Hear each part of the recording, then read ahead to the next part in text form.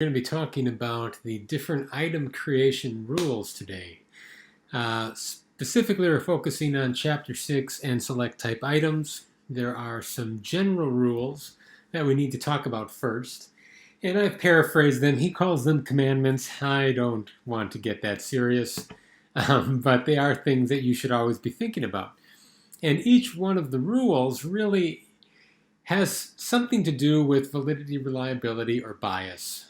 Ultimately, everything is a validity issue, and so here's just a diagram about how these rules kind of transform themselves into specific types of issues and ultimately lead to validity or getting at the truth. So the first one, he says, is make sure that your directions are clear. Now, in most cases, especially if you're dealing with high school students, kids know how to do multiple choice and things like that. There's no real issue. However, when it gets to more performance-based assessments and even essays, it gets a little fuzzier.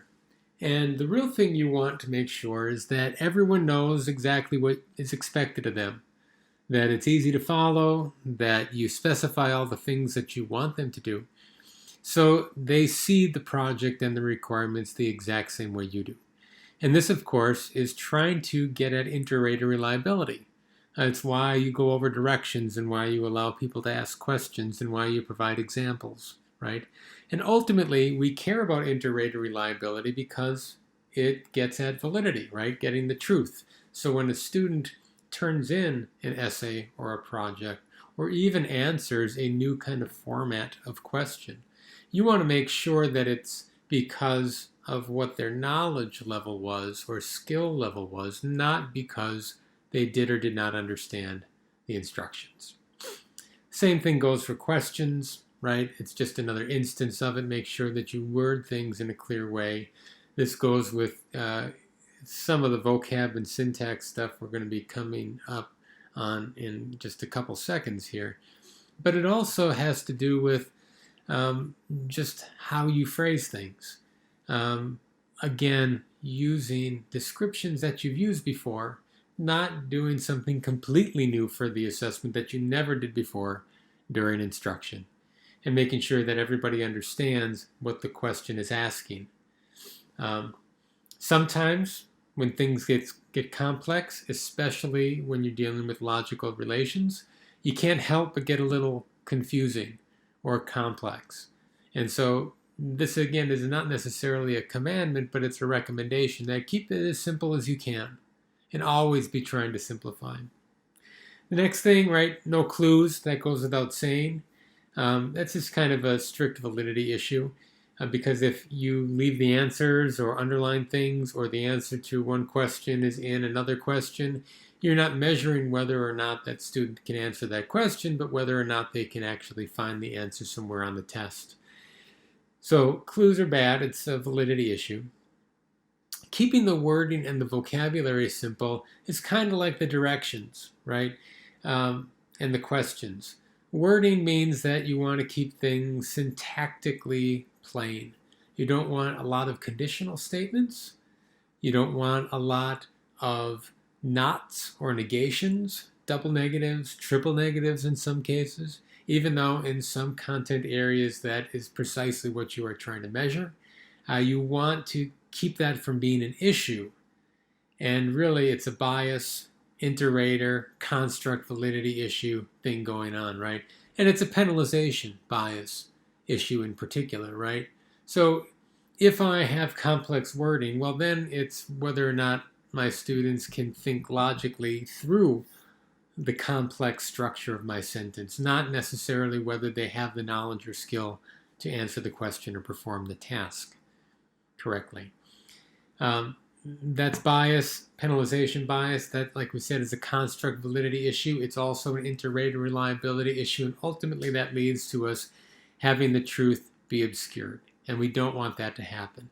The same thing for the vocab, right? You know, the recommendation typically is to use, well, know your students for one, but use on assessments vocabulary that is below grade level, so it doesn't get in the way, because you will typically have some students in your class who have vocabulary that is below grade level, and you don't want that being something you're measuring when you're not trying to measure it.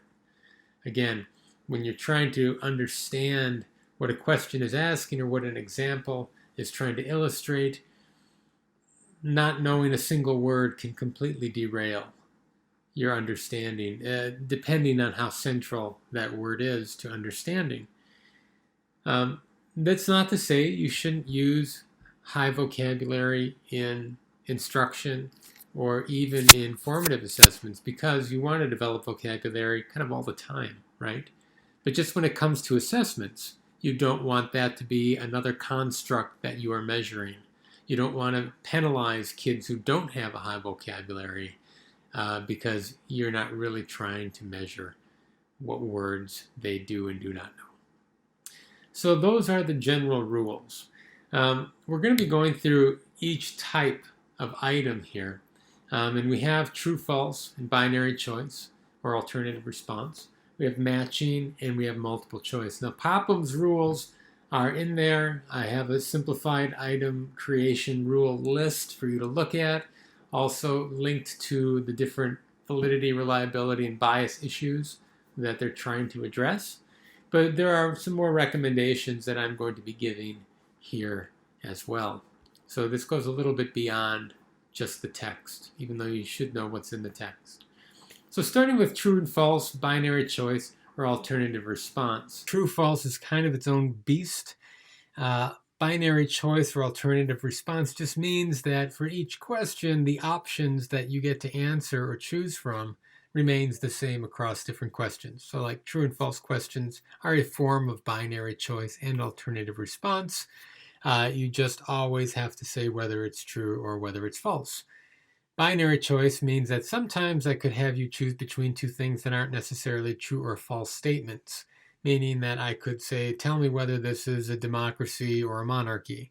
And I give you a bunch of things. I ask you whether it's a producer or a consumer, whether it's a positive or negative number, whatever, right? But the idea is that the options don't change from question to question. The alternate response format is really just meaning that there is more than two. And so instead of saying, tell me whether this is a producer or consumer, I could say, tell me whether this is a producer, primary, secondary, or tertiary consumer. I could say, is this a democracy, a monarchy, an oligarchy, or a dictatorship? Or I could say, is this a positive, negative, imaginary, whatever number? So I just am giving you multiple options to choose from, but those options do not change. It's very similar to multiple choice, and a lot of these items or item formats are very much related. So true and false, right, usually gives you just two options. They can function at different levels, right? So in recall, true and false might be green coloring material in a plant is called chlorophyll. President Abraham Lincoln was assassinated in 1863. These are very much factual-based things. Now, if I taught these and they were represented in a slightly different way, and I'm paraphrasing these, well, then they could function at recall, right? You could also use this to test the understanding of principles. So like John McCain is against high levels of government spending based on his political affiliations. And actually, this is an old item that I should probably update with somebody a little more recent since he passed away. Also, the National Rifle Association favors strict gun laws. Again, right, there are people, there are organizations, there are concepts that definitely have a certain kind of gist or general idea behind them. And you want to make sure that those are connected with other relevant ideas. Same things of relationships. Leaves are essential because they shade the tree trunk. Not really why you have leaves on a tree. Some plants do not need sunlight because they get their food from other plants, and that is true. Application of rules of logic. You have, in this case, true and false, and then the counterfactual being true and the counterfactual being false. So in this way, you can combine multiple items into one item to save on space. So all trees are plants, right? That is a true statement. But is the counterfactual true, all plants are trees? That is not a true statement. So the counterfactual is false. No spiders are insects. That is true. No insects are spiders. That is also true. The pros and cons of true and false items are many. And there are a lot of good things about them, but there are also a lot of kind of liabilities you have to look out for. In regard to the pros, one, they're quick. They're quick to make, they're quick to take, and they're quick to grade. So not a lot of time investment. Because they're so quick to make, you can cover a lot of ground. So if you have a lot of details or facts, this might be a good way to go.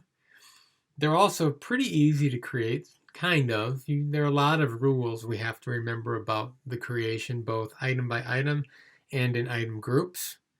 And they're really good to separate things like fact from opinion. So related topics where you want to have a binary choice format, you can give them a lot of examples and it'll be really quick to make, take, and grade. Now the cons, they're typically restricted to knowledge. Things have to be definite because when you get into comprehension and application and so on, a lot of times things get fuzzy and it depends on interpretation, and this might not be the best way to go.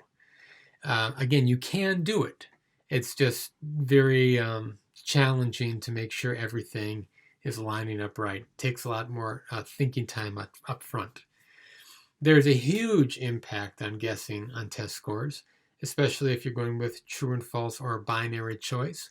If you give additional options and an alternative response, well, then you are lowering that guessing factor. If you also make it a hybrid type question where you have a true false item, but then if it's false, they have to make it true, well, now you're mixing item types, true and false, and short answer with kind of the pros and cons of both types of items. When statements are false, it doesn't really let you know that they know what the right answer is. And then you have the problem of response patterns of balancing true and false, item length, giving clues, and things like that. So to illustrate these, we'll kind of go through some recommendations and so on. Before we get to that, though, I want to talk a little bit about alternative response. And like I said, it's really just a binary choice extension where now I have multiple options. So binary choice is yes, no. Alternative response, plant, animal, protista, different forms of government, 5 learning principles, and so on, right? So I can expand this as big as I want it to be. It's great because I can manipulate these more easily to look at higher levels of cognition, comprehension, application. The more options I have, the less I have to worry about guessing. They are more difficult to create and they take a little more time. And it's kind of like matching or even multiple choice. It just doesn't change the options. And so that's one of the things when we talk about one of the issues with this is that the nice thing about multiple choice and changing the available options that a student has is that if there are concepts that overlap, you can eliminate one of those concepts from the list of options. And then you don't have to worry about multiple right answers. So when we think about creating all this stuff, there are a lot of recommendations that you should consider. So 1, avoid broad general statements as being judged true or false. Alternative response or binary choice, a little bit different. This is really just for true and false.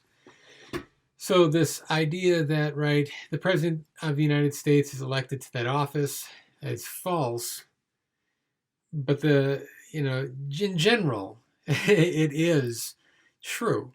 And both of these in this case are kind of not great for a true and false option. Because, for a statement to be false, all you need is one instance, conceivable instance in which it's false and it's false. Even though you might be wanting to say that, yeah, the president, the office of the presidency is an elected office.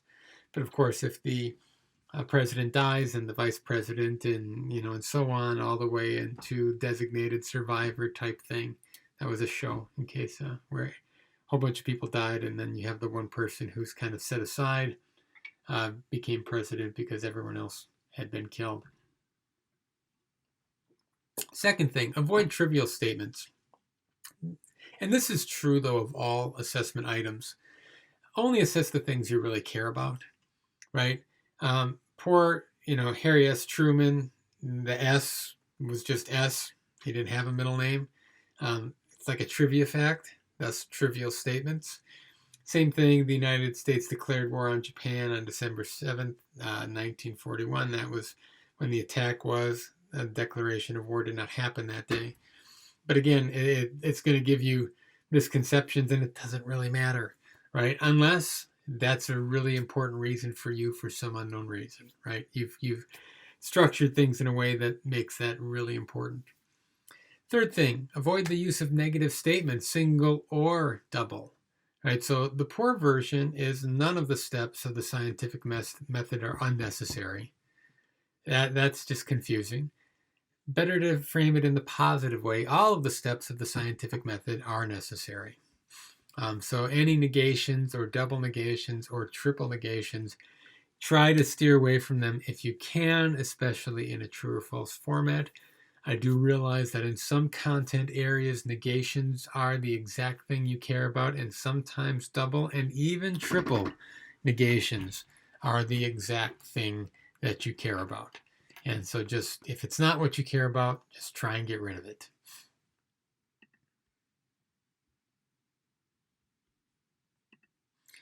Now, if we go to some more recommendations, right? You want to avoid long, complex sentences when measuring knowledge or recall-based outcomes. So poor, despite the theoretical experimental difficulties, blah, blah, blah. Scientific jargon. Better version is to shorten it up, right? Litmus paper turns red in an acid solution. Boom. Done. So be careful with how you state things. Again, this is trying to get at a stability reliability issue because you are trying to minimize, one, the amount of time that people spend or anxiety or frustration that they feel so they can stay focused. It also might be a bias issue when things are syntactically complex or if the vocabulary is complicated, right? So keep things short. You also want to avoid multiple ideas in a sentence unless necessary. Again, in this case, the real issue is that you get multiple truth values for a given statement. So let's take this example here. A worm cannot see because it has simple eyes. There's two parts to this, right? Whether or not a worm can see or whether or not it has simple eyes. Now, if I think that a worm can't see because it has no eyes, I will say that the statement is false. But I could also say that it's false because I think that a worm has simple eyes and it can see. And that is not what you want an assessment item to do. In other words, that student would get that question right because they have a misconception. And that misconception would get reinforced by getting that question right. So you want to make sure that you keep things in true and false, at least simple, because it matters for a statement to be true or false. The whole statement, in order to be true, has to be true. If any part of it's false, then the whole statement's false. And you want to stay away from that. So in this case, worms have simple eyes is a better way to state it. If I wanted to ask another question about whether or not worms can see or not, I could ask that question. Worms don't have eyes. They can tell light and dark, but it's not considered to be an eye. Finally, 6, if opinions are used, they must be attributed to a source to have a true or false value. So in other words, in this case, when we're talking about presidents, politicians, the NRA, I need to say something about this person feels that, or this organization feels that, or according to the New York Times, ... Otherwise, if I just make an opinion statement, chocolate ice cream's bad, well, that's a matter of opinion, and there's no real right or wrong, true, false value for that. It depends on your personal opinion. If you said, Mark thinks that chocolate ice cream is bad, well, that is clearly false because I love chocolate ice cream. Finally, we have 2 more rules. One, True and false statements should be equal in length. Now, this is so item length isn't a clue. People have a tendency to make true statements short and false statements longer because they're kind of making things up. Not everybody does it, but it's just a common enough thing that occurs. You don't want a student to be able to guess based on the length of the statement whether something is true or false. This doesn't mean that every item has to be the same length. It just means that it can't be a systematic thing or a systematic difference between true and false statements. So if you have really long and really short statements, that's fine as long as really short statements are both true and false, and long statements are both true and false. So finally, the number of true and false statements should be approximately equal, although you can deviate from this in a random way if you want. Students shouldn't expect that it should always be about half and half, because then that helps them out in a way that you don't want them to be helped. Again, if a student doesn't know an answer, you want them to get it wrong. Not because you're mean, but because otherwise it gives you bad information. So in this case, you want sometimes for there to be many true statements, sometimes many false, sometimes exactly the same. So it should be random and it shouldn't be related to anything in particular. The reason the recommendation is there is because people tend to favor one over the other, and then that ends up giving students a clue about what the answer might actually be. So that brings us to matching items. And matching items, one of the first things we can consider is that they can have perfect or imperfect pairings or matches. And the general recommendation is to use imperfect, meaning that for every item I want them to match, I have additional items that serve as distractors. And distractors are there to distract the person from the right answer. Good distractors draw people who don't know away because they seem plausible, right? So if I put in this area, column B, Mickey Mouse or Donald Duck, that's just kind of a waste of space. If I'm trying to be funny and I think that it's important to put some humor in, that's fine. You can do it once, but recognize that that is making the item relatively easier. So it would have to be an extra add-on. In this case, when we think about perfect pairings, those are typically used with younger students who might not understand this idea that, things can be used more than once, or that some things might not be used. Typically, when we're teaching people how to match things, we want there to be exact matches. But once you hit fourth grade and above, you can have multiple items for any particular question or stem, or you can have some things that aren't used at all. Make sure that this is stated in the directions. Otherwise, people tend to be confused if they don't know that some things don't have to be used. When we think about matching and what it can be used for, right, I have tons of different categories that I can choose from. I don't need to even limit it to this. Matching can be used for pretty much anything, but I have to think about what my pros and cons are if I'm going to go down that route. Now the pro is that you can cover a lot of different areas, so it's pretty flexible. They're pretty quick to make and they're very easy to score, right? So the time commitment isn't in there.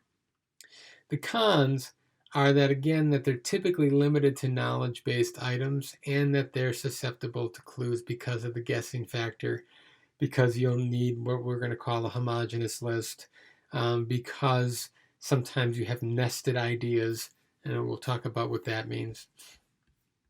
But the great thing about them is that they're easy to do, easy to take, easy to grade.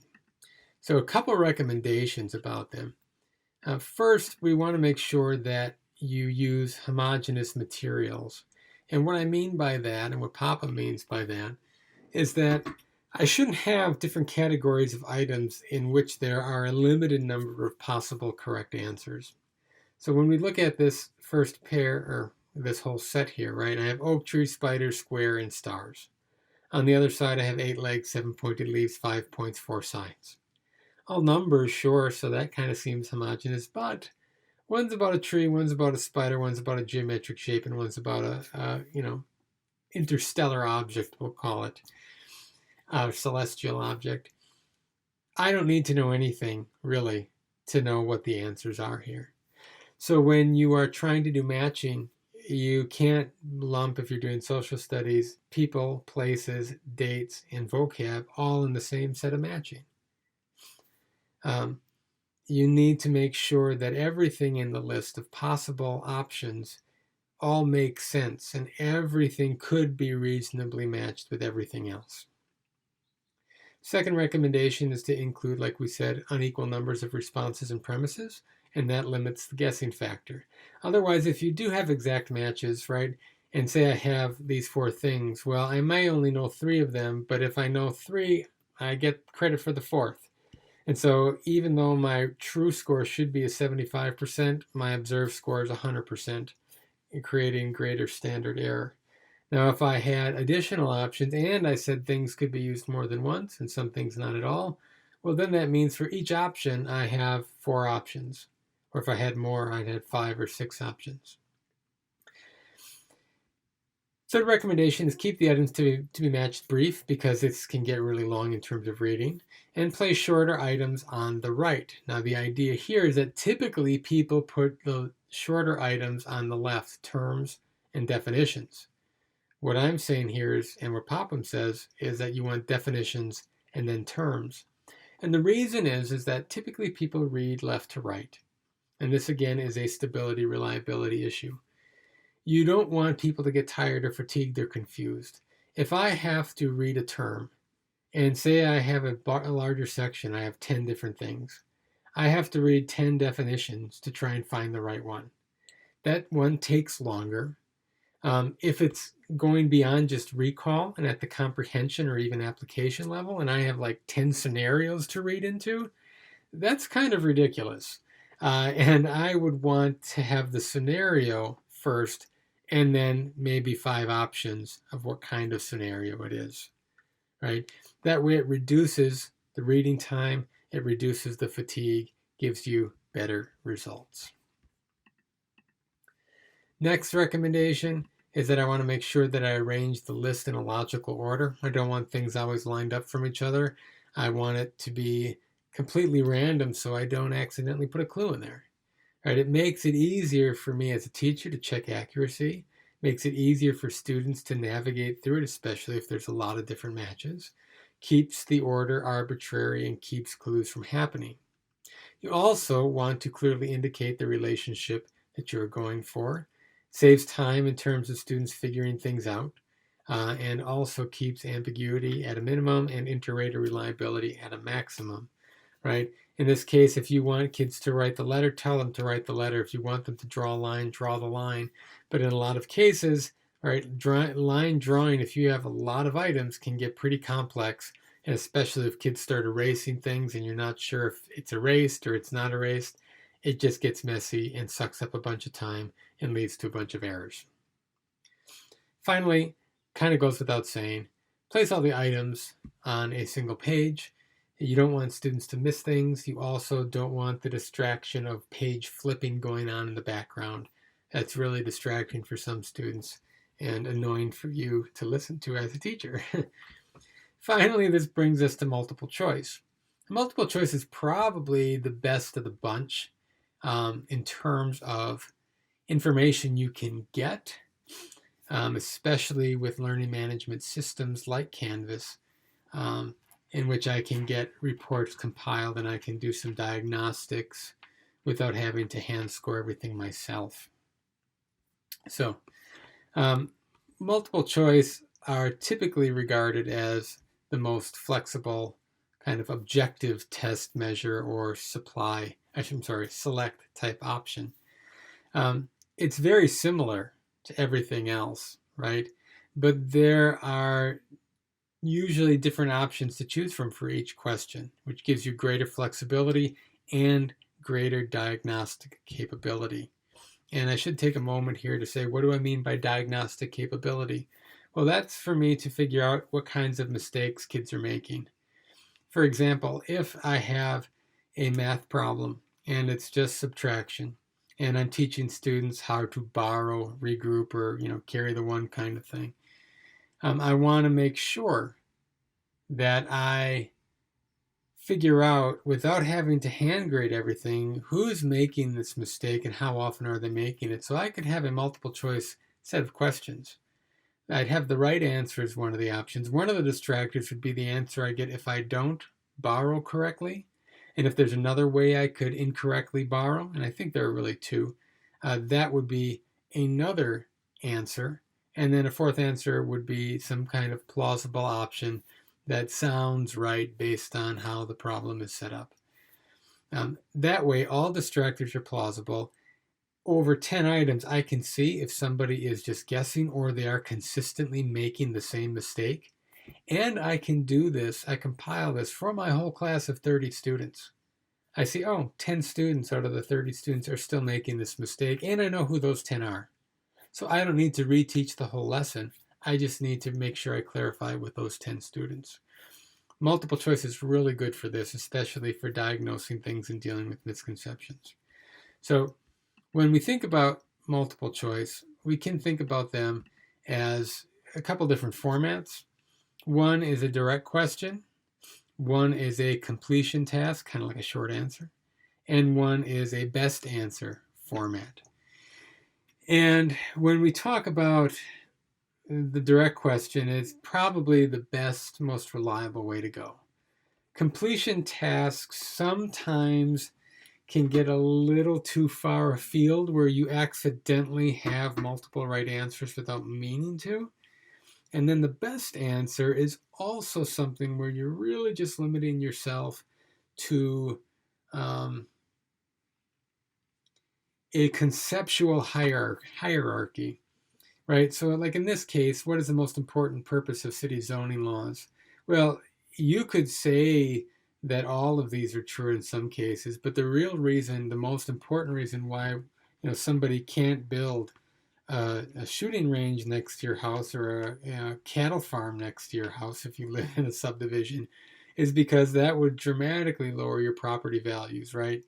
It's one of those things, right, where certain areas get zoned for certain things, and like one thing, dumps. Who wants a dump next to them? Nobody. So how do you even zone an area, and how do you find an area? Because wherever that dump goes, if there are homes around there, those property values will plummet. When the interstate goes through, property values plummet, right, in that area. They get raised in other areas, but they plummet in the areas immediately surrounding it. So you're trying to, in the cases where you're trying to get at what is the biggest factor, what is the most important, what is the top level of the hierarchy or the lowest level of the hierarchy, you can have multiple conceptually correct answers, but you are looking to make sure that the students have a priority. I don't think that actually multiple choice is the best format for this. A ranking short answer task is probably better. Only in cases though where you would have one clear thing at the top and one clear thing at the bottom is this a suitable format to use. So then we get into a couple other things. We have comprehension level items that you can look at, paraphrase or definitional words, right? This idea of what is the same as egress or egress, depending on who you're talking to, right? It means exiting things. And you just have to make sure that this is not the word you use to define it in class. You want to make sure that this is a new way of defining, otherwise this would function at the recall level. Likewise, you can ask it in a different way, which of the following statements best defines the word egress, the act of leaving an enclosed space, right? A little more in depth, and you can be a little more nuanced if you're looking to make sure they have a finer grained understanding of this particular term.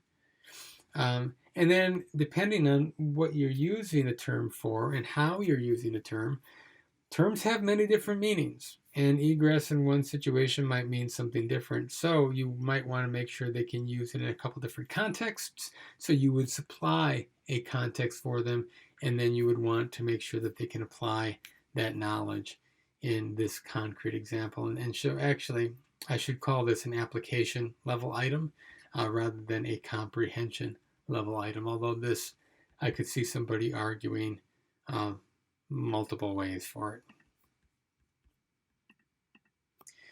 In terms of knowledge of principles, right, I can test, again, different ideas, whether or not my students comprehend something. The principle of capillary action helps explain how fluids, right, rise in fine tubes, is the correct answer. Likewise, which of the following principles of taxation is characteristic of the federal income tax? Again, I have a conceptual item that gets at a broader understanding rather than just a recall level factoid thing. Now, this means, though, again, that I could not define it this way during class. It cannot be defined this way in the book. Otherwise, this goes back down to the recall level. And this is really one of the hard things about teaching, and one of the reasons why you really do need to make that assessment or prior to teaching. There are certain things you want to reserve for the assessment, certain things that you can't say, certain answers that you can't give them, but you want them to get it right. You want to prepare them to get it right. And so you need to identify that target and then work backwards and think to yourself, what do I need to do to make sure that they get this question right if they're working hard and paying attention? Without me actually giving them the answer, even though it's something I really want them to know. So in that way, it becomes very complicated, and it's easier if you kind of hold a couple ideas or examples or phrases in reserve for when you would actually be using those things. When we go on to some other types of questions, you can also measure methods and procedures in the same way with the same issues, right? You can also go on to understanding and comprehension. And again, the key ingredient is novelty. I would need to make sure that these are not examples that we went through in class. If they were, they go back to recall. Incidentally enough, usually during the lecture, it's much more interactive than this, just kind of plowing through it. But we talk about Pascal's wager or Pascal's wager, depending again on who you're talking to and how they want to pronounce it. I've always heard it Pascal. He was made this famous argument about why you should believe in God and act accordingly. And the idea is that he set up this little matrix, if I believe in God and he exists, well, then I go to heaven. If I believe in God and he doesn't exist, well, I might just not have enough fun in this life because I'm constrained by morality a little bit more than I might want to be. If I don't believe in God and he exists, well, then I burn in hell for all eternity. And if I don't believe in God and he doesn't exist, well, then I get to be a little more free. And the idea about what you should do in this situation is you look at what are the possible outcomes. And in this case, right, I can believe, and the worst that can happen is I don't get to do some things that might have been fun. But I'll probably feel better about myself anyway. If I don't believe, well, then I might end up burning in hell for all eternity. So I think I better believe. It's an interesting philosophical argument. There are a lot of problems with it, of course, but it's something that most people find moderately interesting. Anyway, the idea then that we can keep going with is that, again, we can use multiple choice in so many different situations. And I can use the other ones too, but it just isn't as easy to do. It takes more time and there's more building up front. So when it comes to the pros, right, they're super adaptable, super flexible. You don't have the ambiguity of short answer, which is what we're going to talk about next time. There's less of a guessing factor. I can make it as many options as I want. I don't have to worry about spelling or students writing. I don't need homogeneous sets of items. I don't need to worry about nested or overlapping items and so on. When it comes to cons, it does take more time because I need to come up with plausible distractors, and that can be way harder than you think, especially if you're trying to emphasize diagnostic information. I'm limited in what I can comprehensively assess. So if I'm trying to look at holistic things and integrated ideas, I need to combine this with some other forms to really use it that way. So that's more time intensive. So it can be done, but the strict form of multiple choice is pretty much limited in how comprehensive I can be for all my different levels of learning goals and how they interact with one another. And then finally, sometimes it can be hard for me to find good distractors. In other words, I end up having some throwaways, which doesn't help me out. So those are the pros and cons. When we talk about recommendations, Popham has some good ones in there contained mostly in here, right? The stem of an item should be meaningful. You want to have as much information in the stem of the question as you possibly can because it reduces reading time and makes things a bit clearer. Second thing, you don't want to have irrelevant information in there.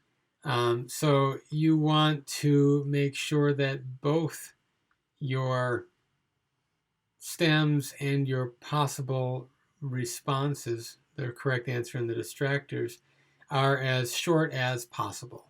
And here is a poor, a better, and a best version. All asking the same thing, but this one does it in such a more direct way that it makes it easier and more reliable to answer. Not easier cognitively, but easier in terms of time management and understanding what the question is actually asking. Third recommendation, use negatively stated STEM items only when absolutely necessary.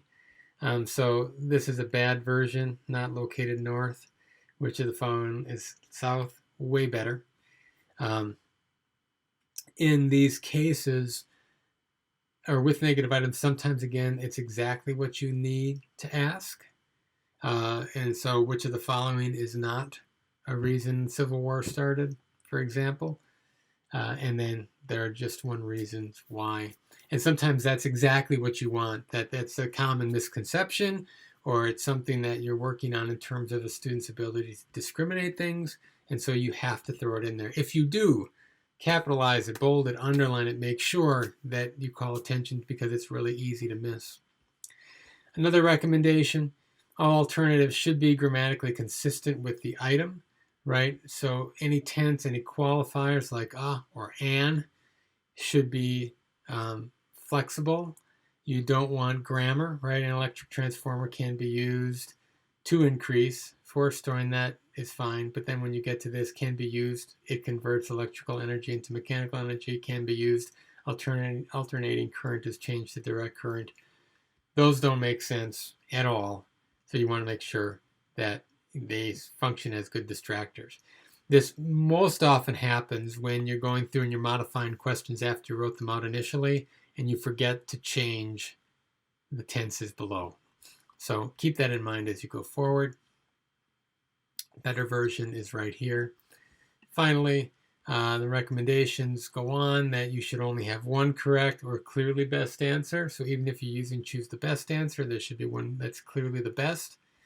Items used to measure understanding should contain some novelty, but not too much novelty. In other words, you don't want to have everything be so alien that it's unrecognizable. If you're going to be using a paraphrase definition, you want that paraphrase definition to be close to the original. You want it to be in vocabulary and in a syntax that is accessible and understandable from the students. 7, all distractors should be plausible to equally distract, so you don't want any throwaways. 8, verbal associations between the stem and correct answer should be avoided, so you shouldn't have, right, what types of plants are grown in this type of succession, and one of the options is pioneer plants. Well, that association makes it kind of a clue.